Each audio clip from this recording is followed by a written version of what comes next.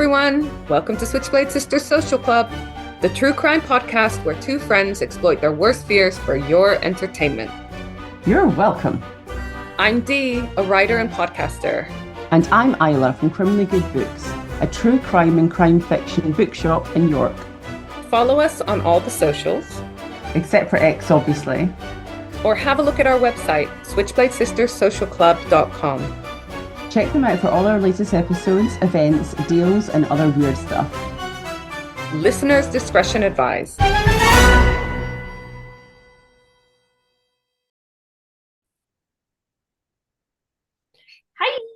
Hello, you. Bonjour. Bonjour, ça va? Yeah, I'm speaking in French because this is another French-related one. Ooh, you like the Frenchies, don't you? Yeah, I know. It's been 50% of my cases so far have been French. And I think that the Vampire of Paris episode 2 was my first ever French case. So, Are we gonna go around the world, Dee? Is that what we're gonna do? Oh, Yeah, that would be maybe. fun, wouldn't it? That would be so fun. Oh, yeah, where we have to challenge each other. a different country or continent each time would be fun. But before we get into the case, we have got some exciting events coming up through your bookshop. We do. So we've got the next one coming up is a murder mystery night with Anthony Johnson. So it's super cool. And it's at the House of Trembling Madness in Lendal, which is an amazing pub over like 4 floors. I mean, just the name is awesome. I know, House of Trembling Madness, right? And Anthony is going to be telling us a little bit about a case, and then we're in groups and we get to ask him or interview him about each of the characters and then work out who did it. And it's in a pub. It'll be super nice. It's just an hour. And yeah, you can get tickets on the website and it's just going to be super fun. And yeah, you get to meet Anthony, who's got lots of books out, and he's just like a really, really lovely guy. We met him in Harrogate last year, didn't we? And this year. Do you remember? I was just thinking, at the first year we went to Harrogate, we talk about Harrogate so much, but it's because it's awesome. But do you remember we went to the authors' dinner? And it was we kind met of Riley and Lisa. We met Riley and Lisa. Hi, ladies. They're both authors. But do you remember that they had at the author dinner, they had a specific, like a kind of thing like that too, where you had to murder mystery game. Each table had to solve a crime. Like some of the other authors were performing little skit. I very much remember this. But do you remember, we got it right. Don't ask me who the murderer was. We got it right. But because we were quite drunk, no one listened to us. Yeah, we were like, this is exactly who we think did it. I think there were 12 people at our table, including Briley and Lisa, and we said we think it's this person for these reasons. And you're absolutely right. No one looked, even the author on the table kind of looked at us and like didn't say anything. Yeah. And the problem there was that neither of us are competitive. No, we don't care. No. So if we had an ounce of competitiveness, we probably would have pushed our case a bit more. But because we were like, meh, okay, fine, don't listen to us. What do we care? We're just going to eat our nice food and drink our wine. But also, I knew that we were right? Didn't you feel deep down that we were right? And maybe it's my I told you so brain, but I wanted them to say who the killer was so that everyone at the table turned round, including the ones that didn't want to listen to us and go, oh, sorry, we should have listened to you. Yeah, no one did though. Like no one acknowledged that we had got it, did they? Yeah, so it was the combination of not being competitive, so we literally didn't give a shit if we won or not. And also, well, for me, I felt like I was right, but also I was aware of the fact that I was drunk. So I was like, I'm not going to push it in case I'm just wrong. So, and it wasn't a lack of confidence. It's just that I was like, my judgment might be impaired. But so by Prosecco. Yeah. So, but those author dinners at Harrogate are super fun, aren't they? They're just, and you get to sit with an author, and it's over the 2 nights. It's so fun. But yeah, so so the event will be not unlike that one. But yeah, there's alcohol and yeah. So it'll be super fun. And then we'll make a pledge. Please listen to those in your groups, even if they're a bit tipsy. They might just know who the murderer is. There might be a chance. Probably not, but there might be a chance they know what they're talking about. And then the next one we've got, which I'm super excited about, is on the 31st of July. So it's the day before Yorkshire Day. We spoke about it before. Leslie McAvoy, who is a criminal profiler in real life. She's worked in some of the toughest prisons in the UK. She's got a book out, a fiction book, set in Yorkshire. It's absolutely fantastic. And it's her launch event, and it's going to be at Merchant Adventurers Hall, which is one of the most, like the oldest medieval hall in the world. One of the oldest medieval halls in the world. It's going to be super, super cool. And she's being interviewed by our lovely Jonathan Hall from Yorkshire. He writes cozy crime books. It's just going to be really, really cool. Isn't he right under a different name though? Isn't he J.M. Hall? He's JM Hall. But because Yeah. I know him, I just call him You're like Jonathan. Johnny Boy Hall. JJ. Yeah. Um, let's sort it out so that we get a bonus episode out with her before the Oh my episode, God. before It the would be event. Go so, on. like, yeah, we All really right, need that's to your speak to homework for Leslie. today. Contact her because we need to do it Contact fast. Leslie. Okay, to get her on the podcast to talk about her like career or Yeah, to, let's have a yeah, because she sounds fascinating. We'll do a little bonus episode. she is fascinating. She Cool. is so lovely and so smart. And then also, I don't know any of the dates because I'm far less prepared than Isla, but we also have some Murder on Tap events coming up, and they're probably advertised by the time this episode comes out. So do check out. All of this stuff is on our website, guys, switchbladesisterssocialclub.com. We have links to the Inquisition if you want to submit one of your tattoos for judgment. We have links to Isla's shop, which also has all her events on there. We have links to our podcast events. We have our All the merch, stuff, all the stuff, all the stuff. our shop. We've got some posts that came out last week or the week before about our merch because we have, Isla, we've got fucking, do you know you can get a shower curtain?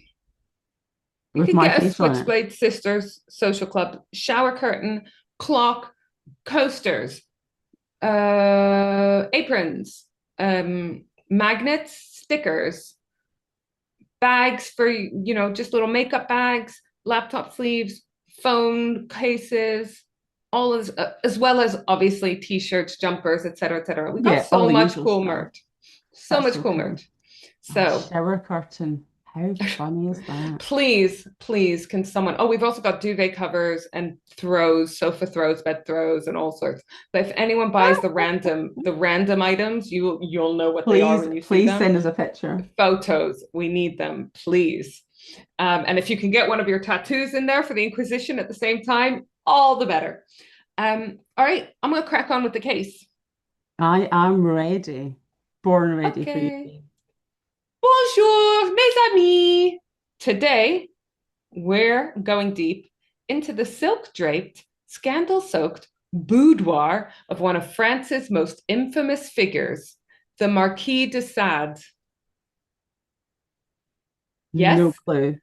the man who put the ow in wow, that's a lot of bondage. This is the man that sadism is named after, Marquis de Sade. He was a What? nobleman, a libertine, a philosopher, a prison regular, and to be honest, a walking HR violation. Don't tell If HR. yeah, hashtag don't tell HR. If Voltaire and 50 Shades of Grey had a love child raised on absinthe and existential dread, it might have been this guy. Was he a misunderstood provocateur, a literary genius, or just a man who really, really needed to walk barefoot on some grass? So I wasn't sure whether to cover this guy, right? Because Right. originally I wasn't really sure how much true crime was involved in his case. But I Don't thought tell I'd, me. Then you researched him and found, oh, there's some stuff here. there's a lot. So I thought I'd go away anyways because he's always fascinated me, the Marquis de Sade. Um, and so I thought if I'm like interested, then hopefully some of our listeners will be too. But don't worry, there's fuck tons of true crime, unfortunately. Um, Don't concern yourself, folks. There's fuck tons of true don't crime you in this worry. episode. So I've got some sources. Marquis de Sade, letters from prison. I'll put all these sources in the show notes. All of them, all the books can be ordered through Isla's bookshop, Criminally Good Books in New York. The Smithsonian Magazine had a really good article by Tony Perrotet called "Who Was the Marquis de Sade?" There was an article in the Independent called "Marquis de Sade: Rebel, Pervert, Rapist, Hero?" Question mark. I feel like you can't be a rapist and a hero at the same time. Probably And not the same then time. quand le Marquis de Sade entre dans l'ère de marketing, when the Marquis de Sade enters in the era of marketing, Jean-Pierre Delukovich. And part of my French episode of Conflicted, a history podcast, and then also The Rest is History podcast also did an episode on him. You have done your research. Yes, and it was one where my French came in handy, which I'm sure is why my mum wanted me to keep it up so that I could research the Marquis de Sade for my true crime podcast.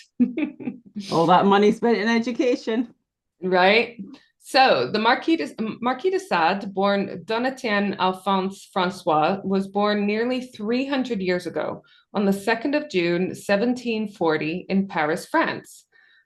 So I think already it's crazy that we're still talking about him today, right? Like if there's anyone that you're still talking about 300 years on, they've done something significant. To Whether 1720s. 1740 he was Oh, born. sorry, 1740, sorry. So, you've done something good or bad to keep people still talking about you. Yeah. He had two siblings who died in infancy, which is obviously super common in the time. So he was the only surviving child of Jean-Baptiste François Joseph, who was the Comte de Sade, the Count of Sade, and Marie-Eleanor de Maillet de Carman. They were a noble family. Obviously, they're a count. He's a count and the countess. They were a noble family with extreme privilege. So they had money because not all of the aristocrats, especially towards this era, the end of the monarchy in France, not all of them had money. Okay. A lot of them had a title still, same as here in the UK, right? A lot of people had a title, but not so much the liquid assets. They might, they tied up in a might, house that was crumbling or something. exactly. So, but when the Marquis de Sade, when he was born, they had money. And on his mother's side, he was related to the King of France. So they were aristocrats of the highest level as well. They weren't like some third-rate noble that had been given a title for some random reason. The father often went on diplomatic missions. So the father was often away, and the mother was a lady in waiting to the Princess of Condé. He was definitely spoiled, but not by attention from his parents. Right. His mother was extremely distant emotionally and just geographically. She wasn't present very often, as was his father. Some sources said that his father was bisexual, which at the time meant something different. It meant intersex, like male and female hormones or genitals. Okay, interesting. Yeah. I'm not sure if or how that's relevant to the story, but I guess it means a slightly different attitude towards sexuality, gender, biological sex, etc., which might have influenced him. I don't know.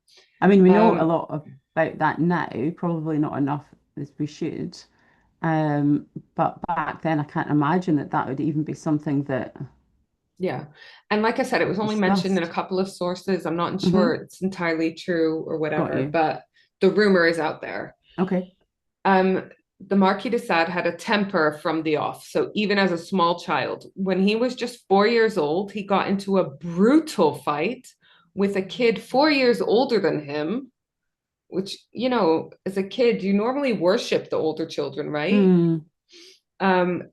Basically, it was a fight over a toy he wanted to play with. So a very 4-year-old fight to have. But this one got so physical and so violent. But the problem was that the kid that he fought was Louis Joseph, the Prince of Condé. So basically, the grandson of King Louis XIV. Okay. So grandson of the King of France. So the son of the woman, the princess that his mom was the lady in waiting to. So as a result, Marquis de Sade got sent to live with his grandmother in Avignon, so outside of Oh Paris. God, just because of one little kiddie. Oh, How so, brutal must this fight have mm, been? But also the fact that it was with basically the little prince, right? yeah, God. Um, it didn't last long though, because the Gran couldn't cope. So then he went to go live with his paternal uncle, the Abbé de Sade. So this abbé, it's a religious I position, was kind of going to like ask if bishop. it was, Yeah, yeah, it's like a bishop or something. okay. So I was like, A oh, monk? good. Not quite a monk, but like he No. ran, I think an abbé runs a Uh, a cathedral or a monastery or okay. something. Hmm. So he's high up there, religious figure. So it's like, great, maybe actually in this case, some strict uh, parenting might help this problem child, huh? Except that this priest lived in excess in a castle with a trail of mistresses. Oh my God. Yeah, there was rumors he had a mistress living on his land with her daughter. Not sure if the daughter was also the daughter of the priest, you know, but I hope not, because he was also having an affair with that daughter. So How yeah, old's the daughter? I don't know, but so we're not talking about a puritanical living situation No, here, you know. no. If anything, it's even more like libertine than Paris, Mm, what he was growing mm, up with amongst his mm. married parents, who seemed to be quite um, strict and quite law abiding and this, that, and the other. The priest did have an extensive library, though, which the Marquis de Sade adored. So he spent so much time in this library.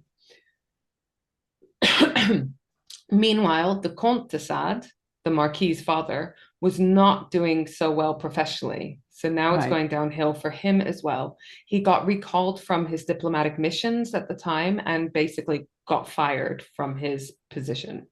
right, okay. His Do you know why, or is that not relevant? Or we're getting there. We're getting there. okay. His wife left him and went to live in a convent in Paris. Wow. But back then, was that something that was acceptable for like a woman to leave her husband? I think the only way it was The acceptable only is way, yeah, if you went to a convent, but it basically. If you must were be. like, it's because I'm so Uh, religious, you know. mm-hmm. But also, how bad must it have been for her to So go let's live in say, a? yeah, so let's say she wasn't religious. Like, fair enough if she was and she really like found her calling, great. But how bad must it be if you're not religious to like just get out of a relationship by going to a convent? I mean, even if you're a little bit religious, living in a convent is extreme, right? Well, you So say that, but can I tell you about an amazing convent in York, Dee? We've got a yeah, bar convent in York, and they serve breakfast, lunch, and dinner, and it's so nice. We went there the other week, and we have to go when you're in York. It's yeah. so lovely. It's absolutely great. And I suppose the convent could be very much like this Abbé de Sade's Mm. religious institution where it's just lots of sex. So maybe it's not how I imagine it. So it turns out the Comte de Sade had got into an extreme debt trying to keep up with the Joneses, and he was broke. So that was Mm. part of the reason why he like everything was going downhill. Because And she like you left. said, they have all of these properties, these castles, these stately homes, whatever, that need so much upkeep. They need to exactly that keep up with the Joneses, the latest fashions, the this, that, and the other, especially if they're in Paris and they need to be there with Mm. the, you know, in the court Mm. with the king and all of the other, you know. So they have to spend a lot of money, and most of them are not very clever. They're Mm. not the ones that made the money in the first Mm. place. You know, that would be previous generations. So are they very good at like business and whatnot? Not Right. necessarily. So basically, he's now broke. So at the age of 10, the little Marquis de Sade went to a Jesuit school in Paris. So he's back in Paris. And at this school, exactly what I would imagine for a religious school, there was prolific caning. Um, Mm. and you know, that was just standard, I think, in a lot of countries, whatever corporal punishment, I think it still happens in some places to this day. And historians can't agree whether the Marquis himself was caned, but he definitely would have seen it because a lot of the times the caning was done in the front of the class, you know, Yeah. that's part of the punishment. It's not just the pain, it's the humiliation. which is so sad. Like, what are you teaching kids? It's like with spanking, isn't it? You're teaching them if someone does something wrong to you, then beat them and humiliate them. Mm, Yeah. mm, So he definitely witnessed it. I think it's unlikely he went through school without receiving. yeah. It doesn't sound like he was the best behaved child, so Mm, I'm mm, sure he received some kind of punishment that we would now count as abuse. And some sources say he was possibly sexually abused at the school. right. Um, it was unclear to me whether that was by teachers, monks, priests, whatever, or by Mm, other students. right. And also, not all the historians agreed on this. So, Hmm. but it doesn't sound like a pleasant No, learning environment. it doesn't at all. And how old was he when he was at this school? What was the start and end? He went there at 10, Right. and then at 14, possibly to get away from this school, Okay. he went into the army. Right. Okay. You know how 14 is the prime age for a soldier in the army. Absolutely. Did he have a Oh, gun? probably. So just like from what I know of the army in the UK, there's two armies and two different army experiences. You've got the rich army and the poor army. Basically, you've got like Mm. the captains and the leaders in the army that go to Sandhurst and this, that, and the other. And then you've got the poor cannon fodder, that have a different experience. And that sounds awful, but that is literally how it is. And it's probably really difficult to go from one to the other to Yeah, move up. I mean, I don't know. exactly. So he did 20 months officer training. And then on the 14th of December, 1755, he was commissioned as a sub-lieutenant in the King's Foot Guard. Fuck knows what that means. Yeah, so I put, must be a real special foot to have a whole guard, the King's Foot Guard. Guarding one foot. Yeah, and then they've got the other troop that guard the other foot. Yeah. Um, he went to go fight in the 7 Year War. Don't know enough about history to tell you about that, but he actually saw battle, you know. Okay. And he did well in the army. It was almost like an outlet for his temper, because he Okay, had that's this good. bad temper. I guess it's better than him beating up random people, right? So, he got like a controlled outlet for that anger, When I said frustration, that's whatever. good, I said that's good at the moment that you said he did well in the army, not to Oh, right. necessarily know that what he did in the army. Yeah. He was promoted several times. Um, I left out what ranks and whatever because it Yeah. bored me. But he still, weirdly, despite being in the army, which I view as like being really hierarchical and very much like respecting the rules, he Yeah, still had a disciplined. flagrant, yeah, and that you get punished severely if you don't do that, right? Yeah. Which is why you and I are not in the fucking army. Also, we No, don't like violence, but whatever. and yeah, no, people would not, we, Mhm. no, But not, he had a flagrant disrespect for authority, and he'd taken a liking to gambling and womanizing, I've put. So, womanizing, yeah. womanizing.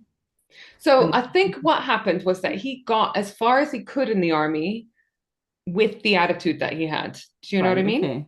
Like he would not have gone further without having to start kissing ass of the authorities, which was just not in his nature. Okay, fair enough. So yeah, fair enough. So he left the army in 1963 at the end of the 7 Years War, and he was Mhm. about 23. So he went in when he was about 14. So he'd done about 9 years in the army, Hmm. which is like Good about stretch. 20 years in normal outside of the army life, I would say, maybe longer.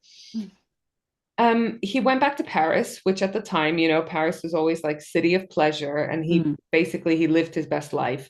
He was spending money all over the shop. He was, a Did he womanizer. have money? Did he have money if his dad didn't? I Did he? don't think so, because I think he was contributing to the dad's debt. Right, okay. Um, Living like off the his name, probably. exactly. His dad was in major debt by now and was even debating retiring to a monastery.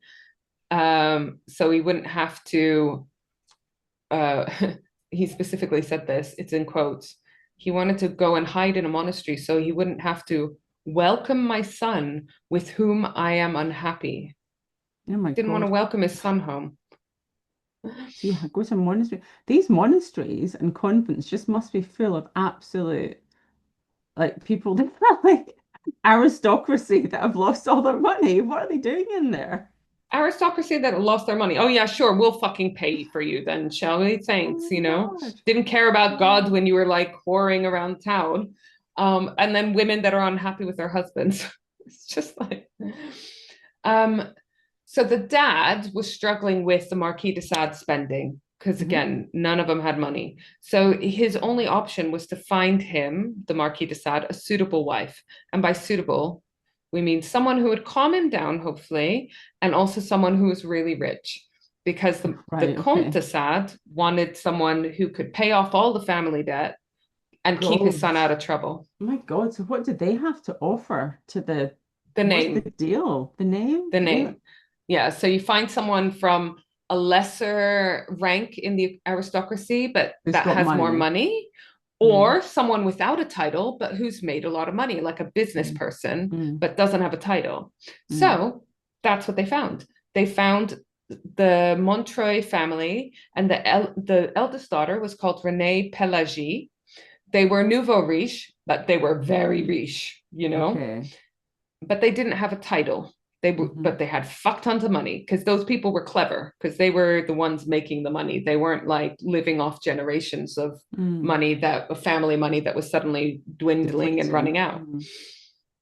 And like I said, the Marquis de Sade and the Comte de Sade, that was a very, very impressive name. So it was a mutually beneficial marriage. Like no one was under any false pretenses. They knew this is like a business arrangement. If the married Okay. couple actually grow to like each other, then God. bonus. But it's You a imagine. business, yeah, it's a business transaction for both the families, right?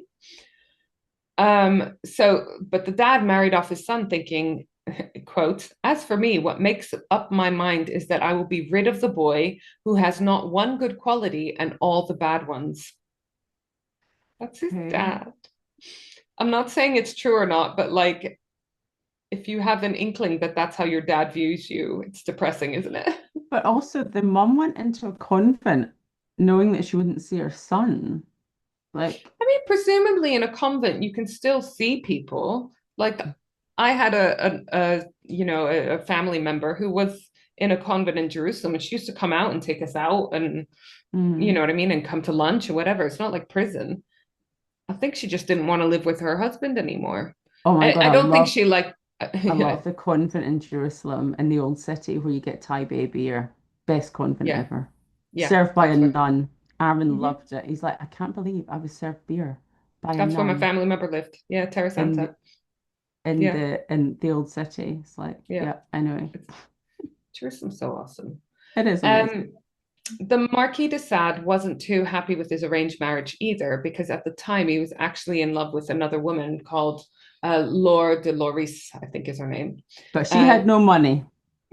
yeah, probably she wasn't a suitable candidate. So 2 months into the affair, she ended it. He was fuming and told her that he would tell her new boyfriend that she gave him an STI, a sexually transmitted infection. So he's charming. I mean, this guy is an asshole.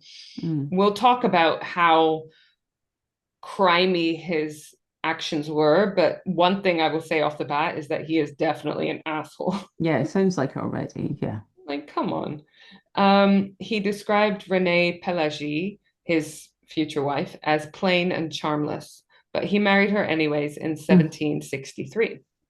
They lived in Paris in accommodation provided by her rich family. So she's Hmm. bankrolling him, paying off Yeah. his debt, paying for But they his knew that. lifestyle. She knew that. Yeah. The family knew that. That's what they I wanted. mean, there would have been essentially a contract, like a I mean, marriage contract. it was a transaction, and obviously, I don't know if it was made by the parents rather than her. Presumably, it was, but that's they knew what they were getting into. Yeah. But there also would have been some understanding of neither party embarrassing the other's family, right? Mm. Like, because then it's not What mutually they want out of beneficial. it. Yeah. Yeah. So, despite being a devout Catholic and her husband's growing extreme sexual preferences and affairs, Renee grew to absolutely adore her husband. So, Okay. I would say probably because she's Catholic, you know what I mean? Like, because she was religious. She was like, this is my husband. I serve him. He's my master. The Marquis de Sade enjoyed the luxury of a privileged name and in-laws with money and contacts to get him outside of trouble. Because Mm. yes, there was trouble, and Okay, yes, they so had to get him out of it so quite they a knew all the lot. magistrates then, basically, is what we're saying. They knew all They the. could buy people off. They had contacts. They were probably already had a bunch of these people in their pockets to turn a blind eye to their business dealings, whatever. But this new family, his in-laws, they didn't want to have to use their fucking well-earned contacts and whatever to bail out their shitty new little son-in-law. Mm. So we've got here, let's start with it's called the Testar affair, but I want to actually call it the Testar scandal because I want to differentiate it from his affairs. An affair kind of implies that there's like consent, Hmm. and I don't feel like there is. So the Marquis Okay. de Sade had a bachelor pad in Paris, no doubt also paid by his in-laws. So can you imagine? Oh yeah, can you pay for our marital home, but can I also have a bachelor pad, mum-in-law? Is it a shag pad or a bachelor pad? In The this same case, it's thing in both. this. It's Yeah. okay. Only 4 months after the wedding, he hired a sex worker, Jeanne Testar. He says he took her to this bachelor pad and locked her in the bedroom. He asked her if she believed in God, and when she said yes, he screamed at her that there was no God, started saying not very nice things about Jesus and the Virgin Mary, Do and you think then this is to do with his mummy? I think so, and his weird uncle and all sorts. Oh, I forgot Um, about him. Yeah. But then he started masturbating with the crucifix while shouting blasphemies. How do you masturbate with a crucifix?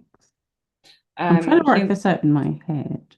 like things up his bum that Oh, were you didn't playing. mention that. Okay. Well, I'm presuming, I don't know, Hmm. maybe, I don't know. But basically, it was blasphemous. He asked her to beat him with a cane and iron heated by fire, and she refused. So the Marquis de Sade threatened her with guns and swords, so basically threatened her life. He made her stomp on the crucifix and shout blasphemies, which in Catholic France would have hurt. Mm. And he then read her blasphemous poetry. Don't ask me what that sounds like. He asked her for sodomy and she said no. At the time, that was something you could get executed for. Right. Okay.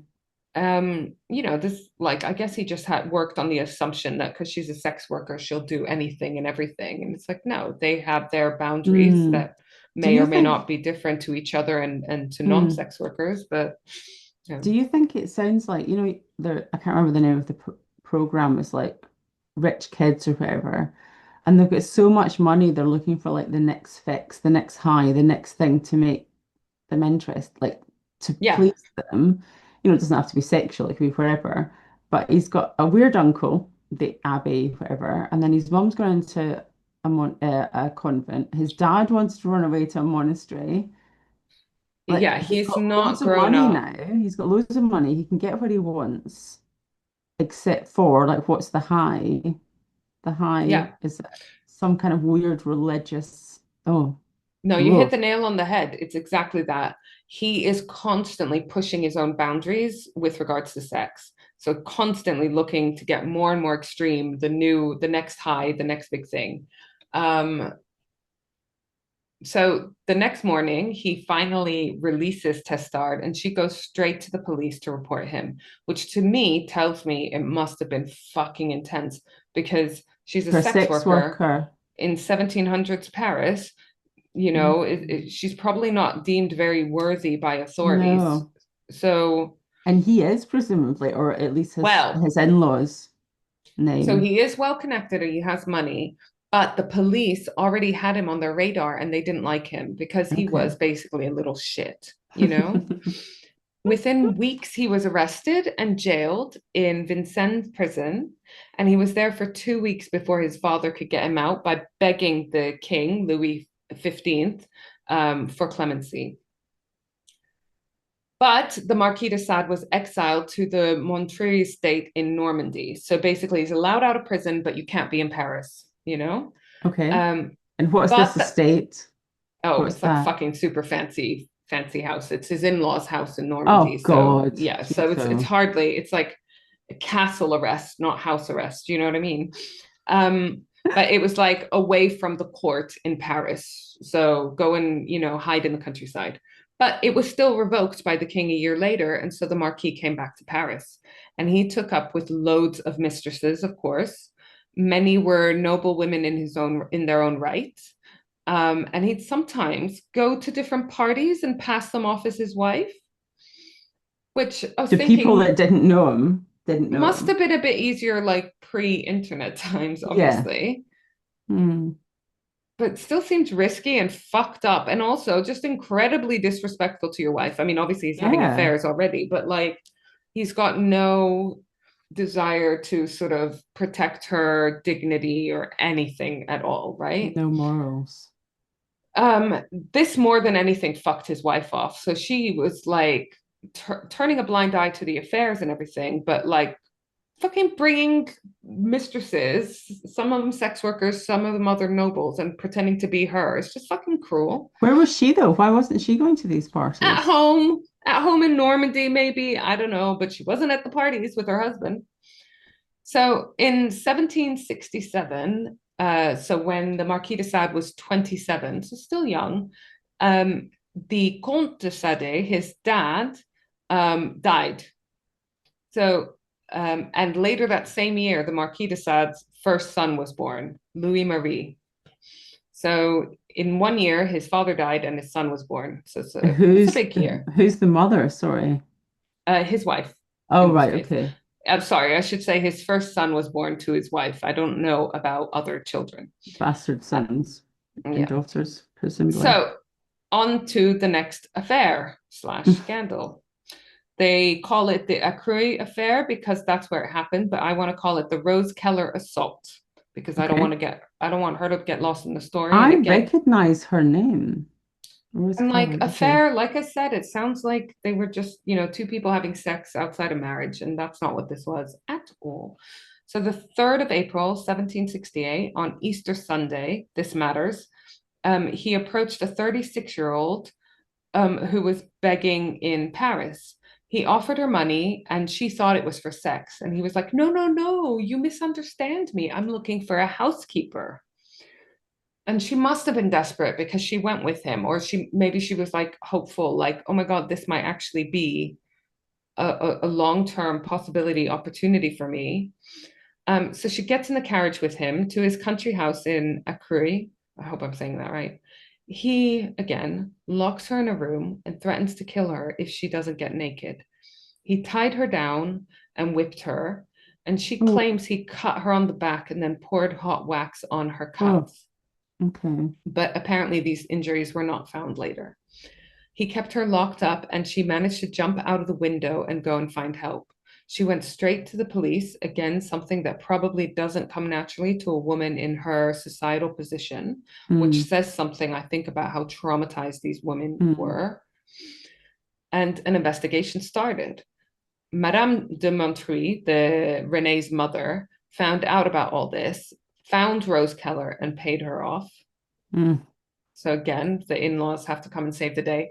And don't think for a second it's because they like their son-in-law. All of this is to No, obviously avoid embarrassment to the family, right? Which would then exactly. also potentially lead to loss of business, loss of Yeah. reputation, et cetera, et cetera. And to protect their daughter and their grandson now, presumably. Exactly. She then used her contacts to get a kind of to issue a letter de cachet, which is a royal warrant for arrest and detention without trial. But it also means no end date. So she's now trying to get her son in law imprisoned because this would cause less scandal than all the weird fucking shit he's doing outside. So the Marquis de Sade was imprisoned.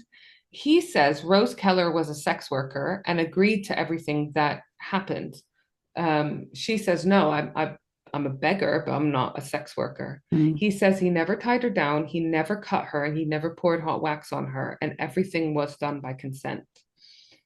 He was ordered to pay a fine and was imprisoned, but was soon let out on the condition that he went to his Lacoste residence in Provence, southeast France, and stayed there under supervision. So How again, many properties do these guys have?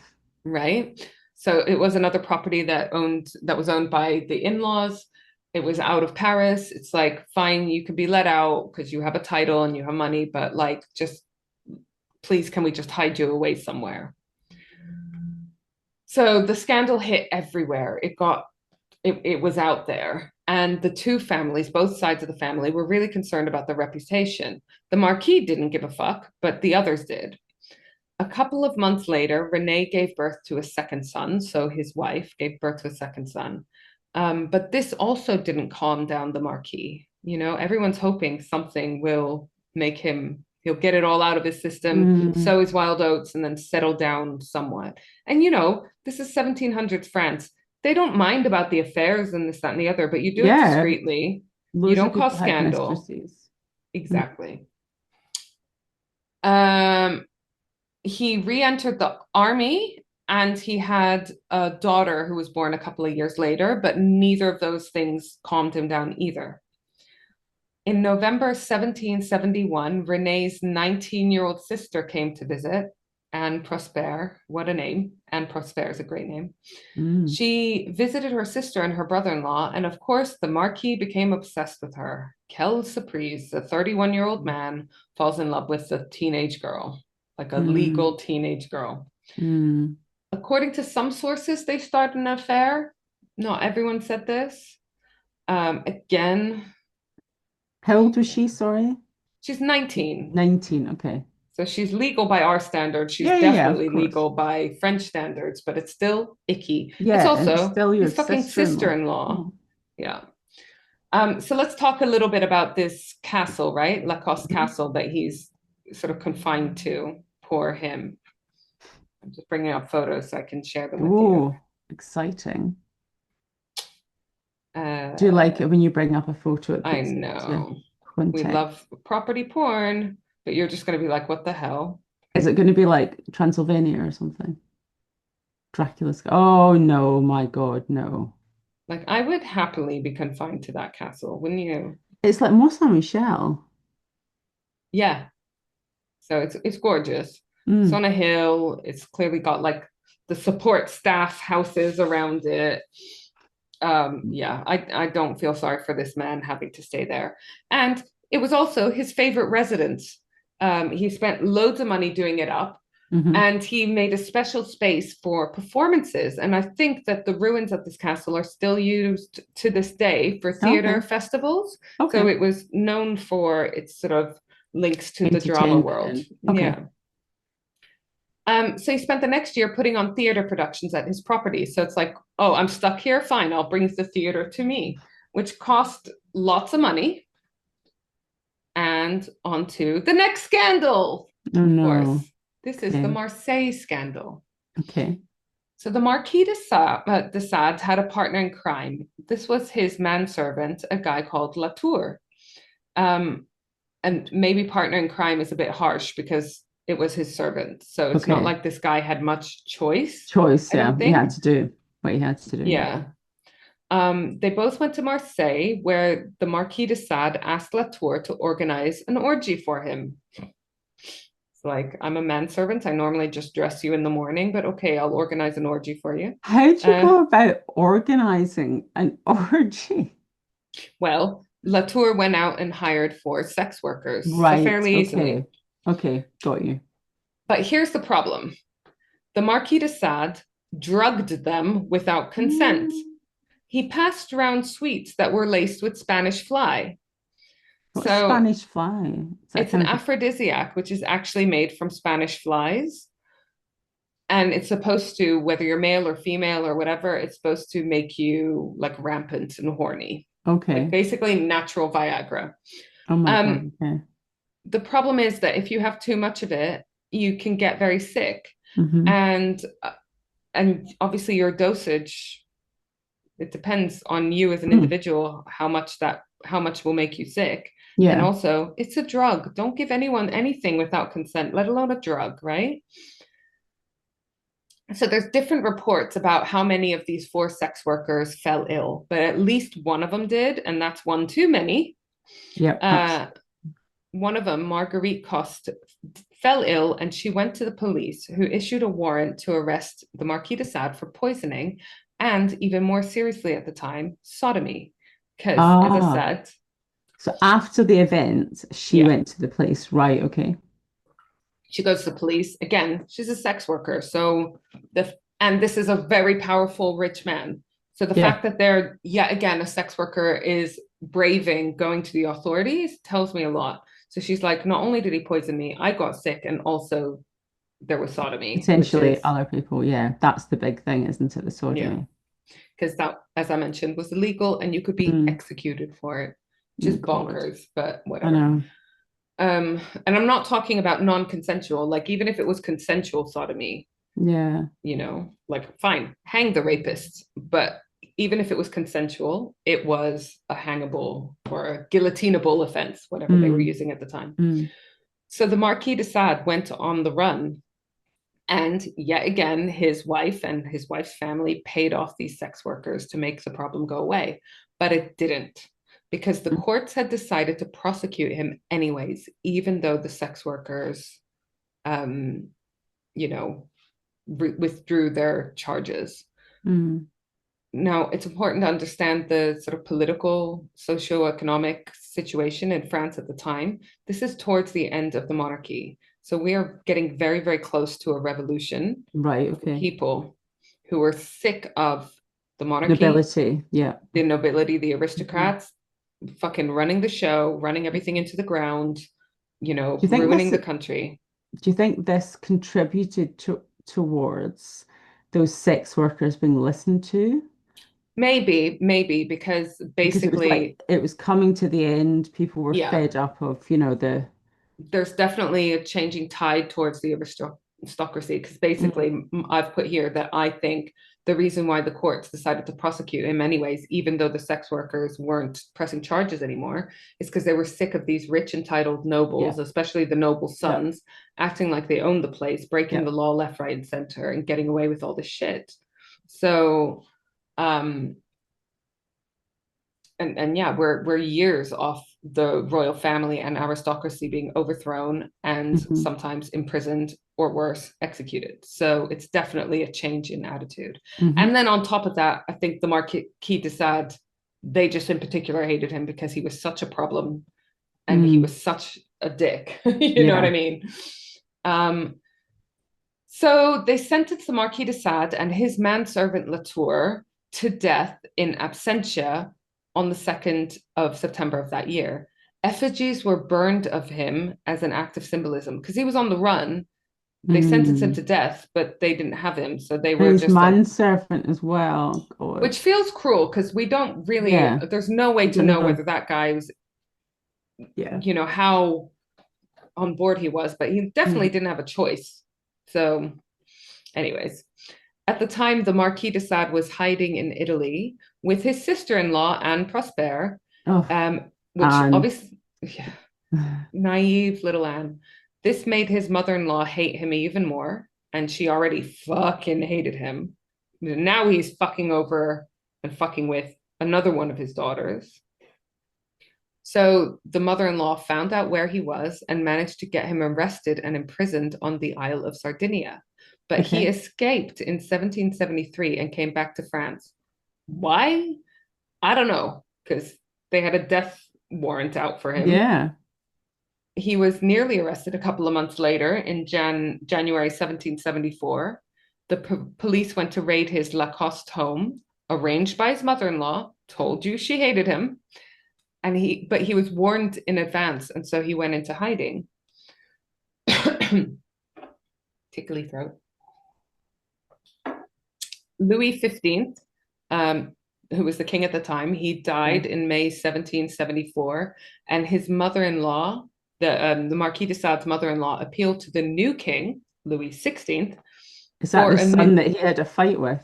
The little kid that he had a fight with when the kid was 8 and he was 4. No, I don't think so. Okay. I don't think so. I didn't read that, so it must not have been, Because you and I don't know can't. if he was like regent or not. Like you don't Yeah, know if can you imagine? that He was like, kid was the no, next one. he Yeah. beat me up when I was 8, Piss off, so you took fuck my no. toy when I was 8. What goes But around the comes around. mother the mother's trying to get him arrested again. She's trying to get a new letter of de cachet, which is a warrant for his arrest with no end date. End So date. basically, Yeah. yeah. So, you know, Imprisoned indefinite for, yeah. imprisonment. Sounds like what they do in Israel. Yeah. Oh, they don't bother with the paperwork. They just do it.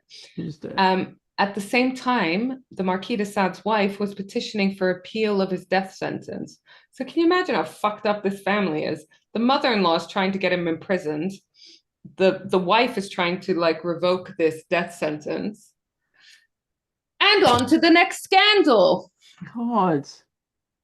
I mean, there's definitely already some illegal activity here, right? So you've Like, got the sister-in-law that he went away with, then he was found in Sardinia, then the mum can't really presumably control her younger daughter because she's having an affair with him.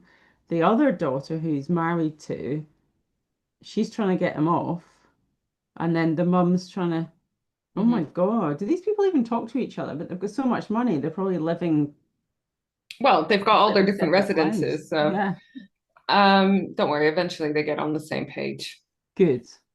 So the Lacoste scandal in Okay. September 1774. So you remember he's still got his death sentence against him in France, but he's in France. Um, the Marquis de Sade and Mhm. his wife went to their Lacoste castle and hired 7 new servants. Most were young women, actually Okay. children, because they were around 15 years old. So in my mind, that's She kids. knows that he's had an affair with her sister. She knows about, if she doesn't know details, she knows that he's constantly having affairs.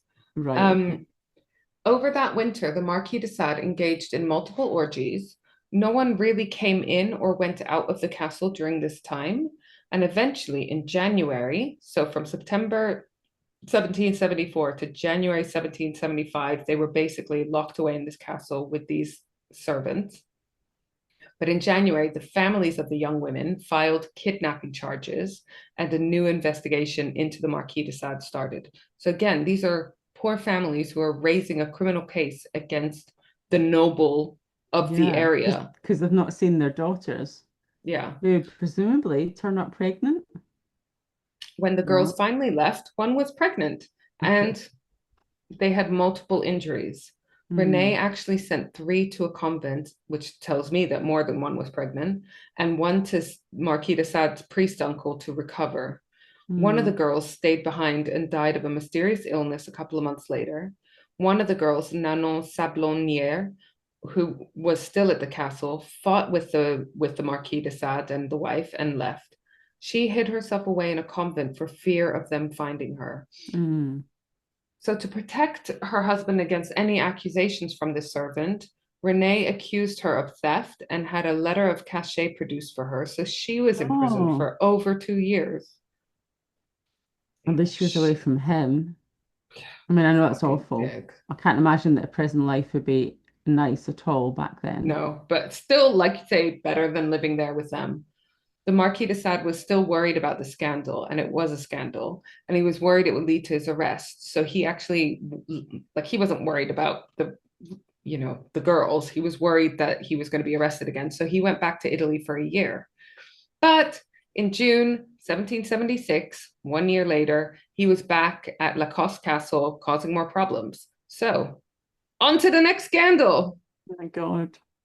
They're horrible, aren't they? It's awful. The Trele scandal, I want to say.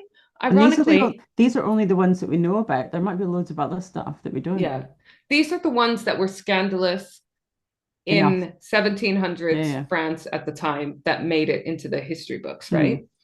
Ironically, after spending so much time on the lam in Italy, he was writing a travel book about Italy. So he hired 3 young women as servants, including Catherine Treillet, 22 years old. And I think you can guess what's coming. A couple of months later, he hired 4 more, 3 Hmm. of whom left after just one night. So Oh, in oh theory, my this God, would how be bad must it have been?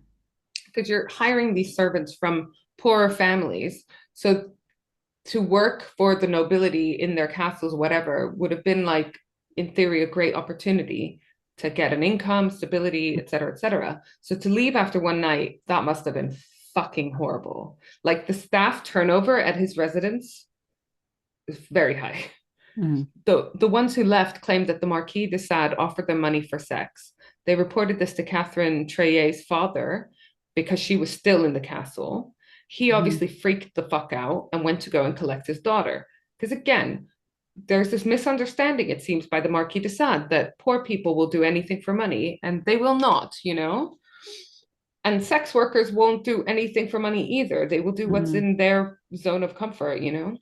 So the father goes to the castle. He brings a gun. He went to shoot the Marquis de Sade, but lucky for the Marquis, the gun misfired. The father then left and filed a complaint of kidnapping and seduction, which seems like a far more rational Seduction. approach. What is Seduction. that? Oh, right. Okay. I'm guessing that is, you know, sexual acts outside of marriage or whatever, Mm. something like that. Um, so that's like a more rational approach, but is it? Because this guy is Teflon. Teflon should have been named after him, not just sadism. Nothing sticks. Imagine, I'm just getting my sadism pan because nothing sticks to it. I'm just gonna I used to have a go. guy that I worked with in an organization that will be nameless, but he used to say things like he's Teflon because nothing sticks. He could get away with anything, and it's just like so bad. That is a massive red flag. If anyone is ever Mm. described as Teflon, that's a red flag. Self-confirming, like Oh, he said, "Oh, I'm Teflon. Like nothing sticks to me. None of the scandals." that to me is the sign of someone who's never held accountable for any of their actions and Mm. therefore is encouraged to continue bad actions. Yep. So that's definitely the case for this guy. Anyways, meanwhile, the Marquis de Sade finds out that his cold ice queen mum in the convent is dying. So he goes to Paris with Renee to Okay. say his goodbyes. Okay. Well, at It is least his he's mum going to see after his all. mum. Mm. When he gets there, though, he finds out that his mum has actually been dead for 3 weeks and he was arrested and imprisoned because Oh, they still had this fucking death warrant out on him. Guess who organized this ruse? is it basically his mother-in-law? Yeah. So, I am loving this mother-in-law. I mean, she's tricksy. Um, while he was in prison, the Department of Provence agreed to hear his appeal against some of the charges there. His conviction for poisoning the sex workers was overturned. You remember when he gave them Yeah. Spanish fly without their consent? And Okay. a retrial was ordered for debauchery and pederasty, which is a sexual relationship between an adult man and a boy. Okay. So pedophilia, let's call a spade Okay. a spade. Right. Okay. Sorry. Yeah. Now it gets confusing. His mother in law, who hated him and wanted him imprisoned and away from his daughters, plural, didn't want him arrested for anything too scandalous. Oh, for So, God's sake. so she bribed the sex workers and witnesses so that he was not convicted of sodomy, which would have led to a death penalty, and only would be arrested for debauchery and immoderate libertinage, Okay. which Being I a think bit too would, fruity. yeah, just a little bit naughty. But I thought that would make great merch. Debauchery and immoderate libertinage. I love it. His punishment, um, Please don't tell me he went to another castle. yeah, but he wasn't allowed to go to Marseille for 3 years. But then he Oh, was poor immediately, you. I know, he was immediately rearrested because of this letter of cachet from the king that his mother had arranged. So he's back in jail again. And on his way back to Paris, he escapes. So he went to hide at a place where no one would ever find him. Was His it a house, monastery? Okay. his own house, his favorite residence, the castle, Lacoste Castle. It still took the police 3 to 4 weeks to arrest him and return him to prison, though. And Well, it's because they were searching all the properties. yeah, probably, but you'd start with his favorite, wouldn't you? Or maybe you think, no, he won't go there. I don't know. Um, so there was a period of time, i.e., much of his adult life, where he was in prison. And while he was in prison, he was a prolific letter writer.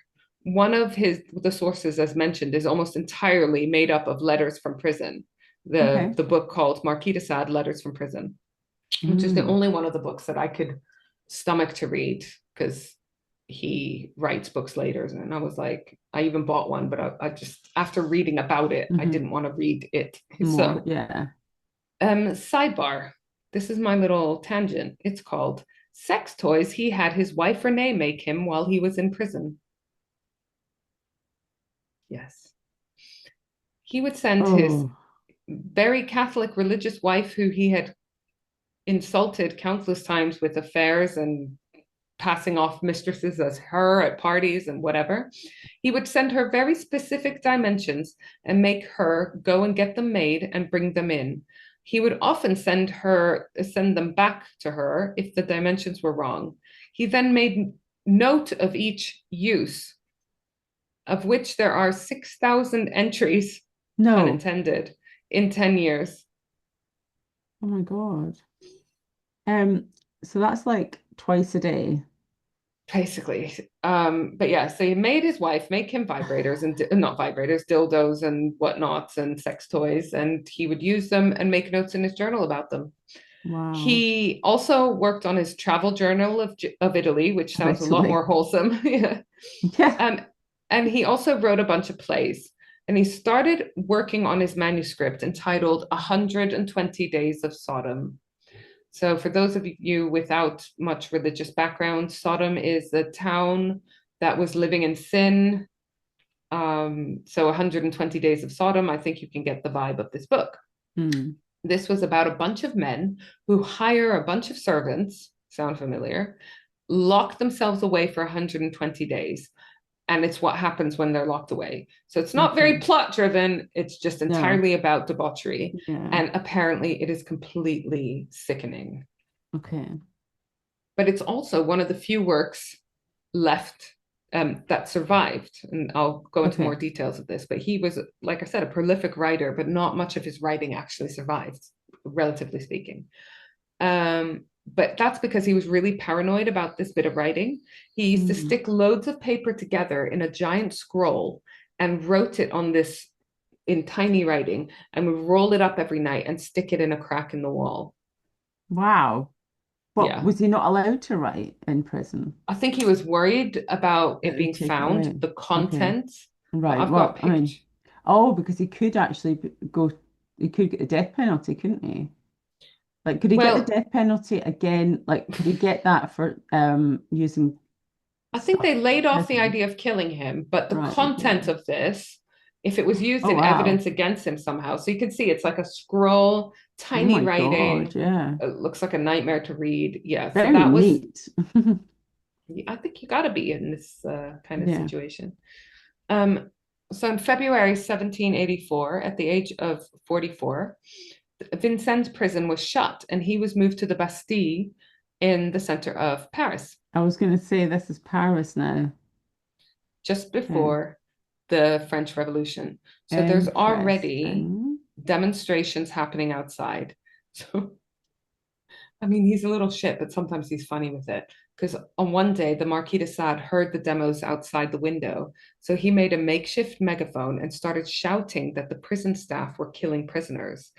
Um, so he was trying to rile up the protesters, right? And because there was a lot of people Hmm. in the prison that were the protesters, like a lot of the Got revolutionaries were you. being Okay. imprisoned. So he was trying to Right. rile it up. Okay. So And he's they stormed the pretending Bastille he's. Mm. eventually, you know? So he was moved.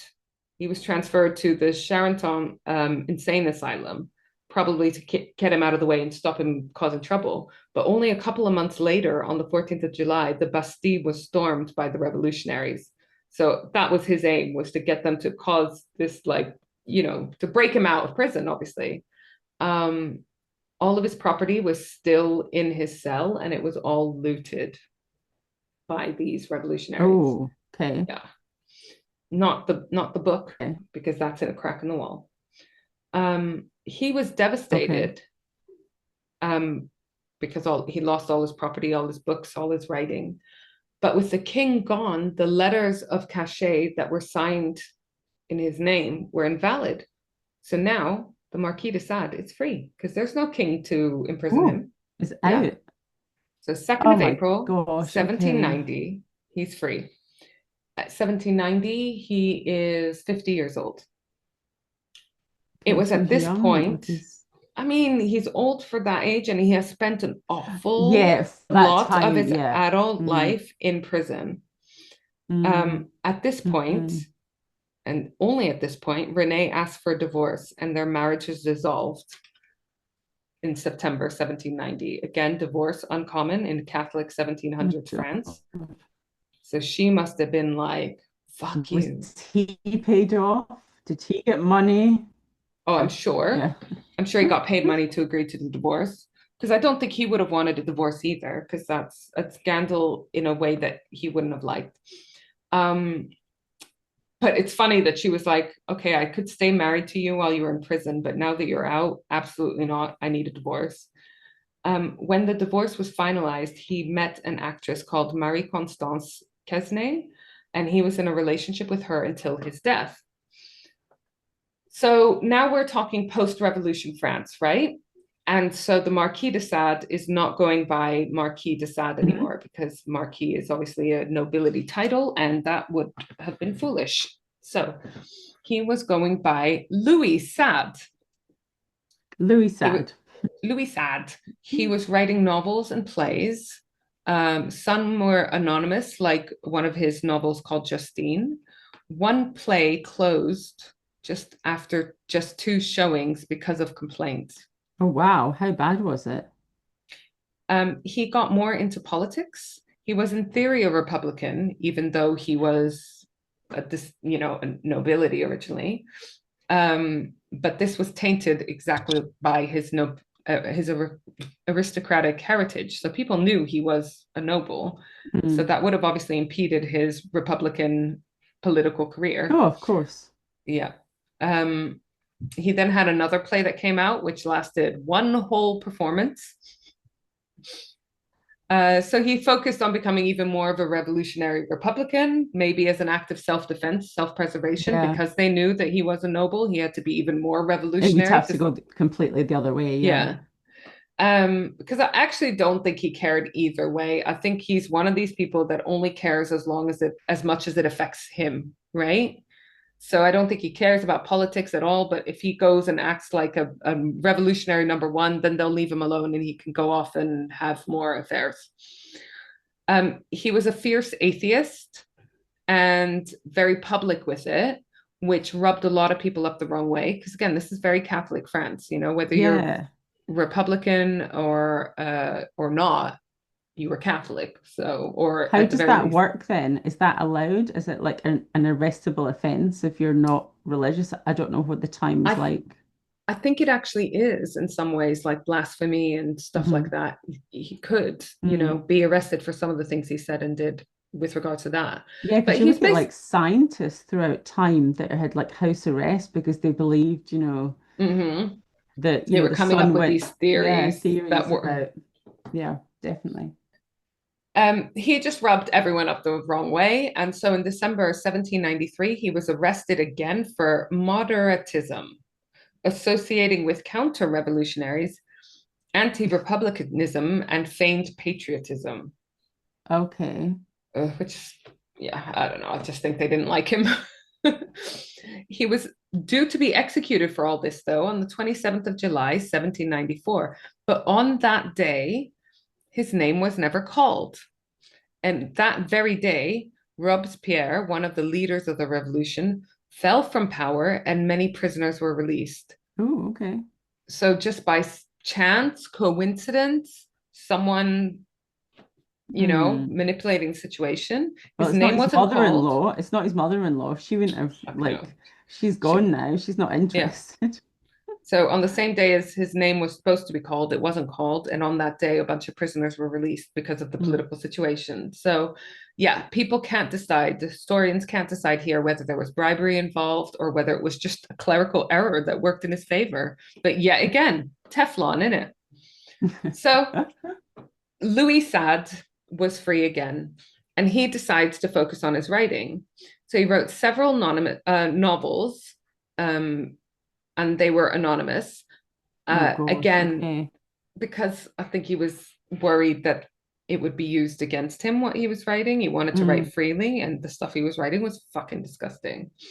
So, but I kind of also think that he was so notorious that people would know who was responsible for these stories when they came out. I mean, they're meant to Okay. be fucking gross, you know? And they know that this Marquis de Sade, who's got involved in all these scandals, is now sitting at home writing books. And But oh, is it here's like, an anonymous book that is sounds it exactly like his sadistic? Is scandal. it like sexual sadistic gross, or is it like, and they're fiction stories Yeah, involving like yeah. sadomasochism? They're fiction.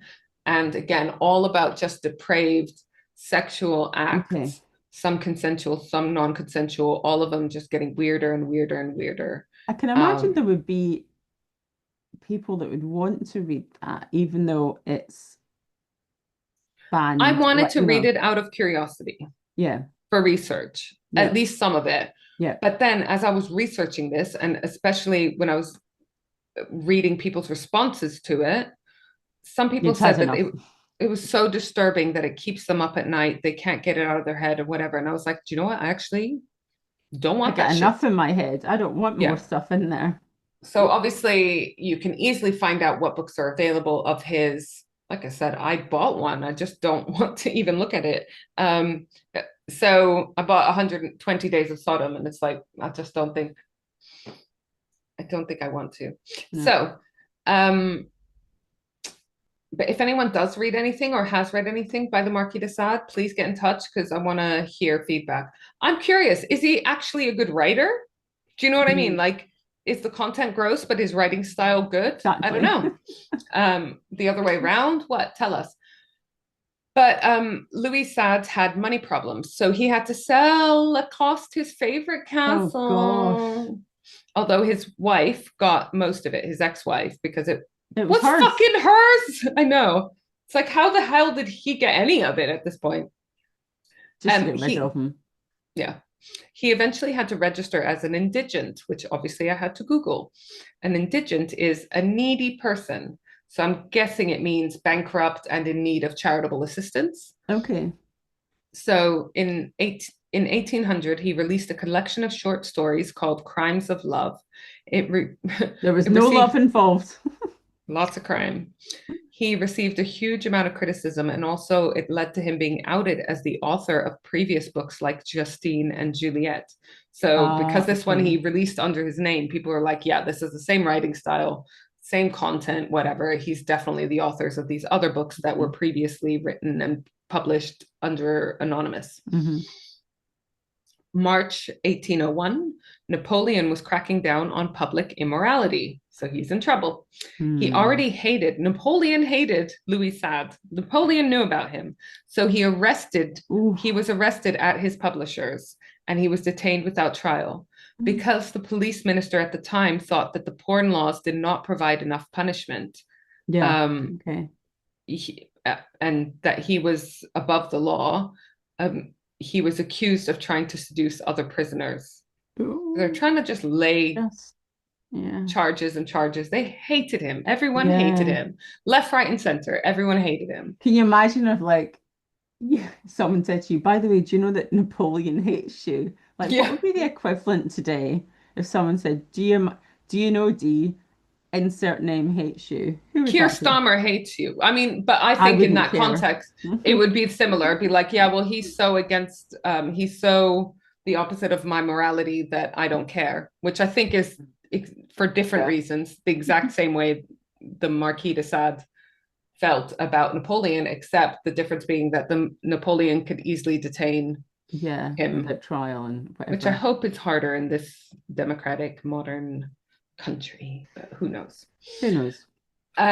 So the Marquis de Sade was happy to have sex with all genders and in all ways. So it is possible he was having sex with prisoners.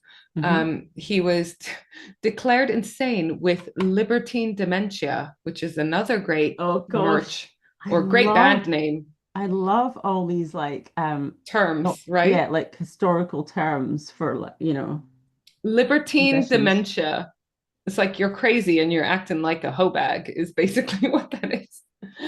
So he's sent to an asylum, and it's hard to tell if this is better or worse than prison. Oh God, In those poor people in the asylum. I know that's exactly what I thought. Like everywhere he got sent, I was like, poor But the them for thing having is, to an deal with him. asylum, the asylums previously were for people that had like mental health problems, but not even.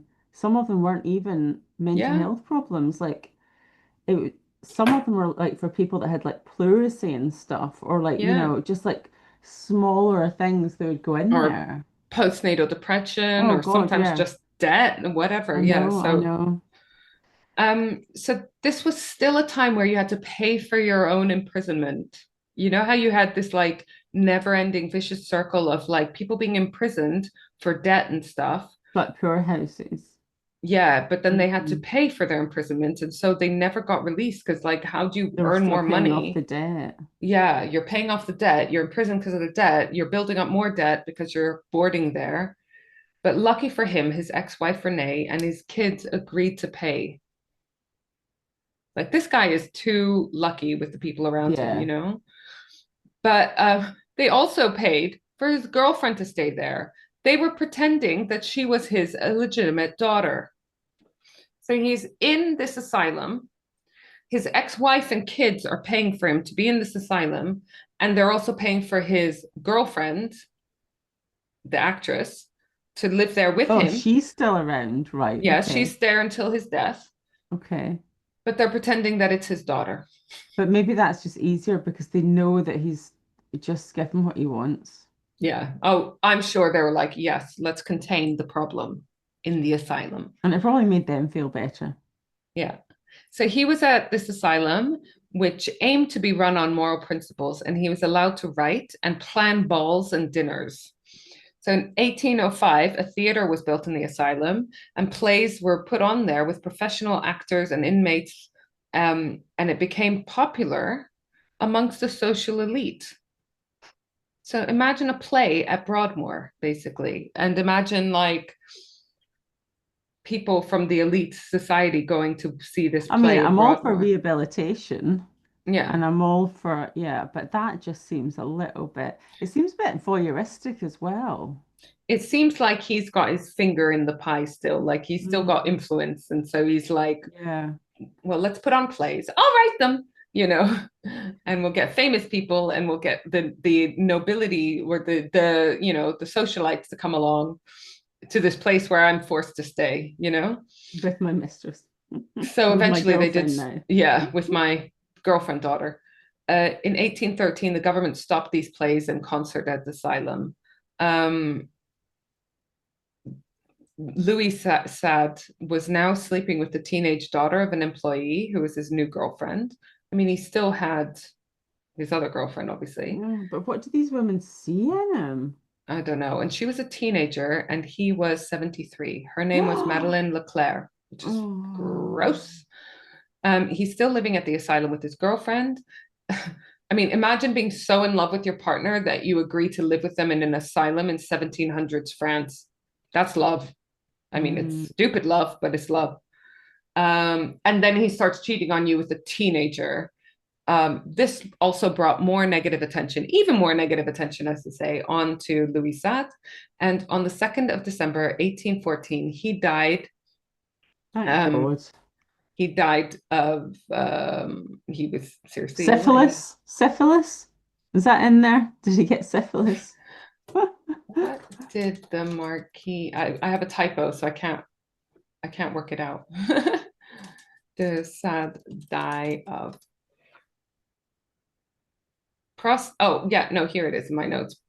He had prostating gangrenous fever, basically fever and stomach ailments, as well as chronic asthma, hypertension, and edema of the lungs, Okay. which is, I mean, I'm surprised he lasted as long as he did My because he God. spent over 30 years in prison. So that's a lot Yeah. of his adult life in prison. Gosh, actually, when you add it all up, that is a long time. I know there was that beginning stretch of 10 years, Yeah, wasn't there? Like that big stretch at the beginning. My huge God. chunks. That's like half of his life almost. He died in his Mm. 70s.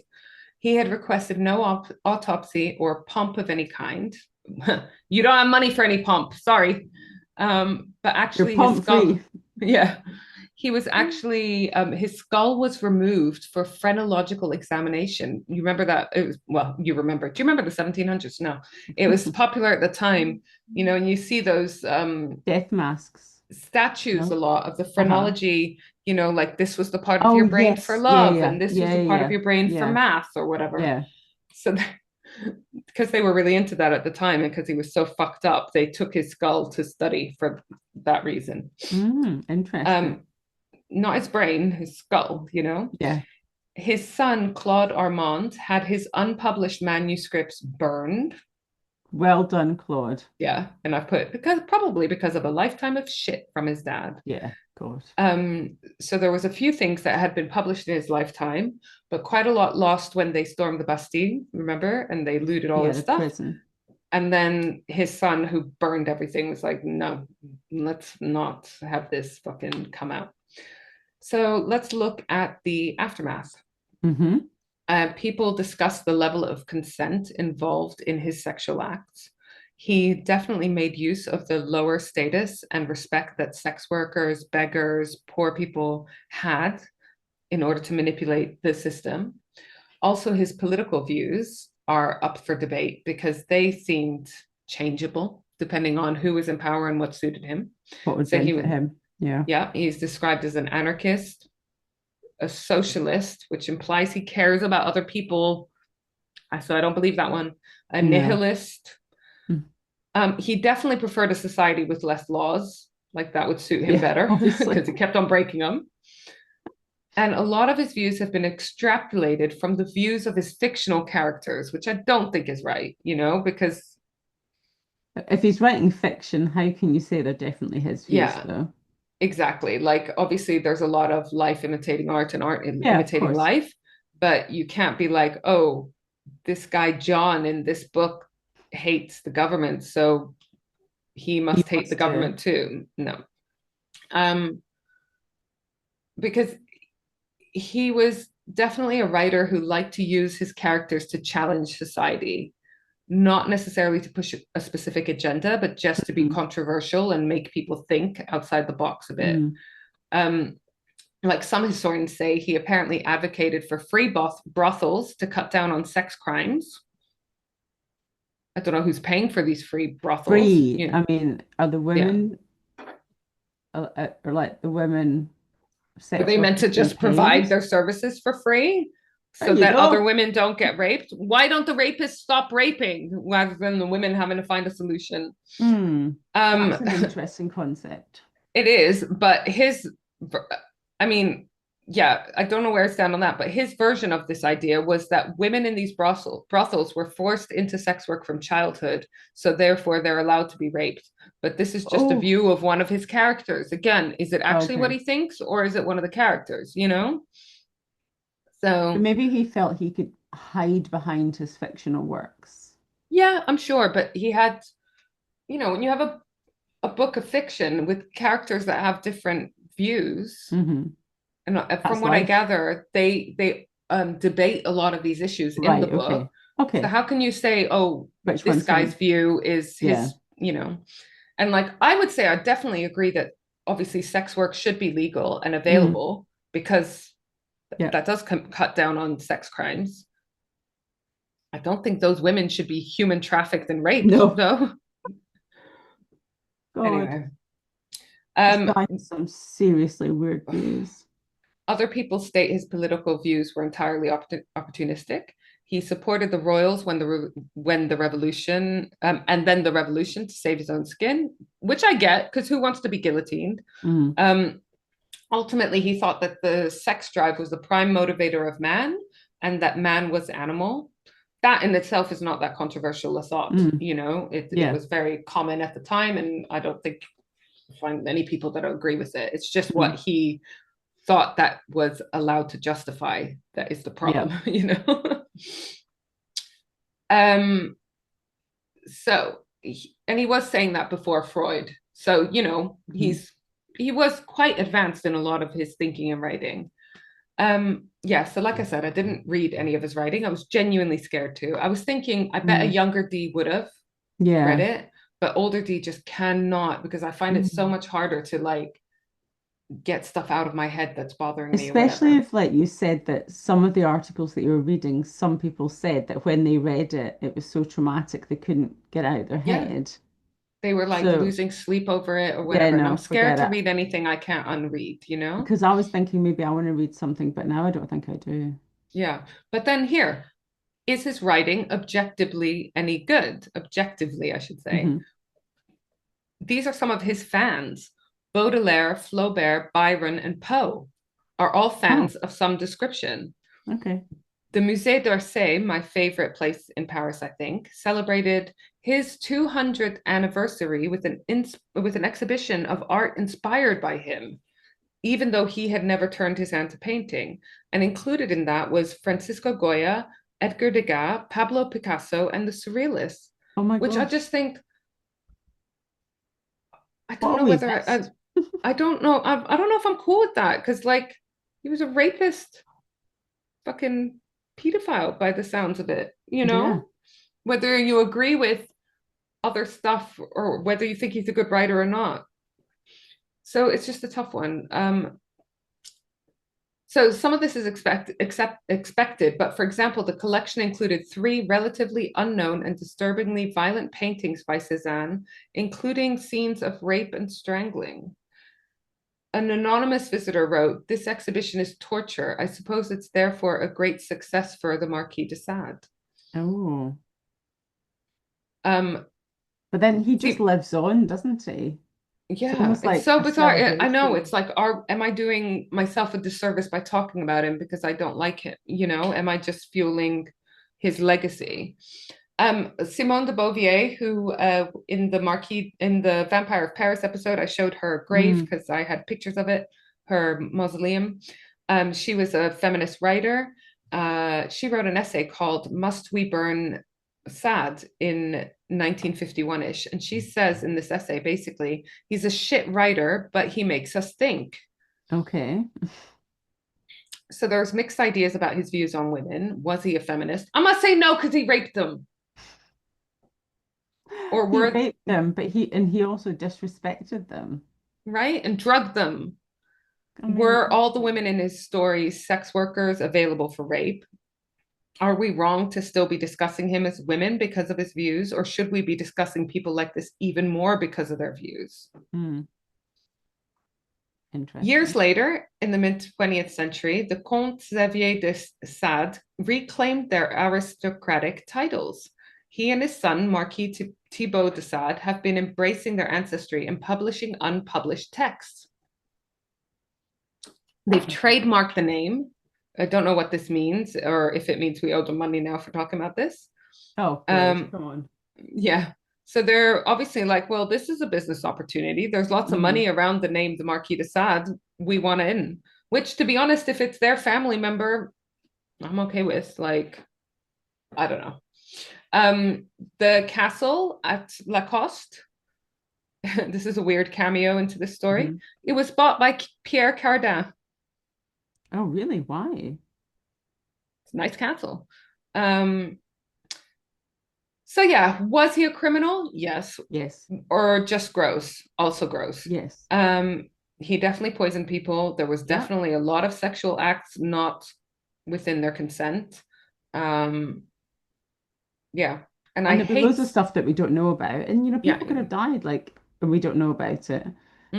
Yep, People in power get away with so much stuff, so there'll be loads more there, D, that we don't know about. exactly. I hate some of the influences that he had.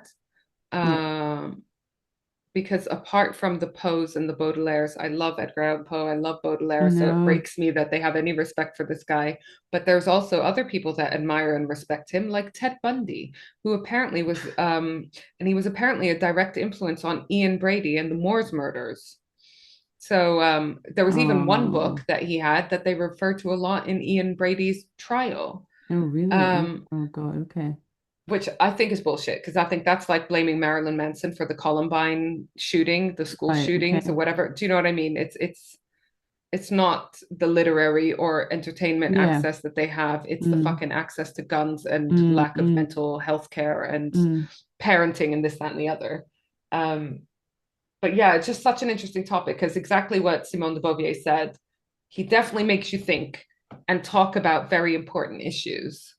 And maybe But sometimes you need to have a controversial extreme character like Michael Moore, speaking of Columbine, Bowling for mm, Columbine or whatever, someone that goes too far so that you can discuss things and think a little bit outside of the box. Yeah, and think outside of your comfort zone. So yeah, Yeah, I would agree with that. I would agree with that. But a lot of, the artists that you mentioned, he might have influenced them, but doesn't mean that they actually respected him and believed in what he did. So they might have taken yeah. influence, it might have influenced their art and got them thinking. It doesn't necessarily mean that with all of them that they respected him.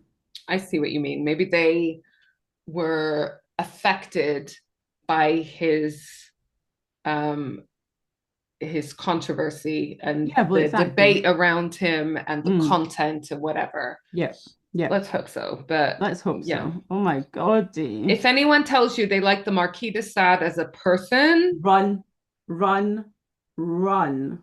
if they say he's an interesting character that sparks debate, query them further. If they say they like him as a person, they're either ignorant or okay with rapist pedophiles. That's my summary of this episode. Well done, Dee. So yeah, he's gross though, huh? I Oh, told he's you right off the bat. disgusting. He's so disgusting. Yeah. No, So it's so scary. I no, you need to head off to the shop soon. So I I want do. to, and I'm in desperate need of a palate cleanser after that one because that was Okay. gross. I don't Um, know, Dee, if I've got time. I've got to leave like now. all right, well then I better just quickly show you Hmm. Greg's Greg, the Inquisition. Whoa, Inquisition. Greg, what have you done here? Oh my gosh. It's That is Medusa. amazing. Look at that. So I really like Oh that. It's a nice my big gosh. solid tattoo. But he does say, and I know he's got over this a little bit. He says it's Medusa. At the time, I'd been dumped and I believed all women were evil. Ha ha.